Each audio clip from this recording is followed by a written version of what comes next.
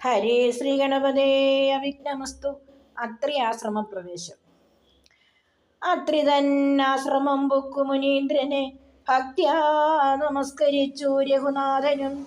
രാമോഹമദ്യതനോസ്മി മഹാമുനി ശ്രീമൽപദം തവ കാണായ കാരണം.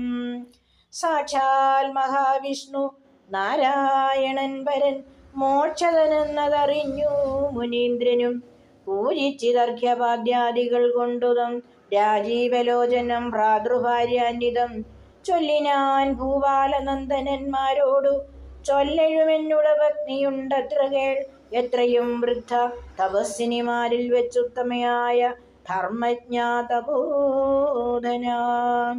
പർണശാലാന്തർഗൃഹേ വസിക്കുന്നിതു ചെന്നു കണ്ടാലും ജനക നൃപാത്മജേ എന്നതു കേട്ടു രാമാജ്ഞയാ ജാനകി ചെന്നനസൂയാപദങ്ങൾ വണങ്ങിനാൾ.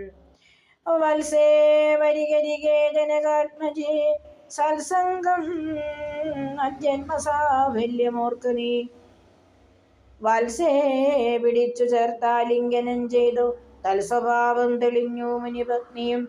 വിശ്വകർമാവിനാൽ നിർമ്മിതമായൊരു വിശ്വവിമോഹനമായതു കുലവും കുണ്ടലവും അങ്കരാഗവും എന്നിവ മണ്ഡനാനാർത്ഥം അനസൂയ നൽകിയിടിനാൾ. നന്നു പാതിവൃത്യമാശ്രിത്യ രാഘവൻ തന്നോടുകൂടെ നീ പോന്നതും ഉത്തമം.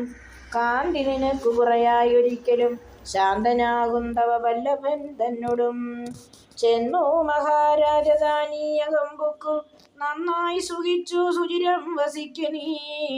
ഇത്തമനുഗ്രഹവും കൊടുത്താതരാൽ ഭർത്തുരഗ്രേ ഗമിക്കെന്നയച്ചീടിനാൾ. പൃഷ്ടമായി മൂവരെയും ഭുജിപ്പിച്ചത തുഷ്ടി കലർന്നു തപോധനനത്രിയും ശ്രീരാമനോടരുൾ ചെയ്തു.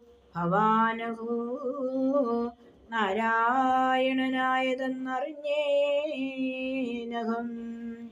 നിൻമഹാമായ ജഗത്രയവാസിന സമ്മോഹകാരിണിയായതു നിർണയം.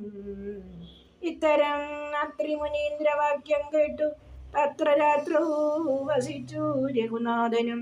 ദേവനും ആ ദേവിയോടരുളി ചെയ്ത് ഏവമെന്നാൾ കിളിപ്പൈതലക്കാലമേ ഇതധ്യാത്മരാമായണേ ഉമാമഹേശ്വര സംവാദേ അയോധ്യാകാണ്ഡം സമാപ്തം.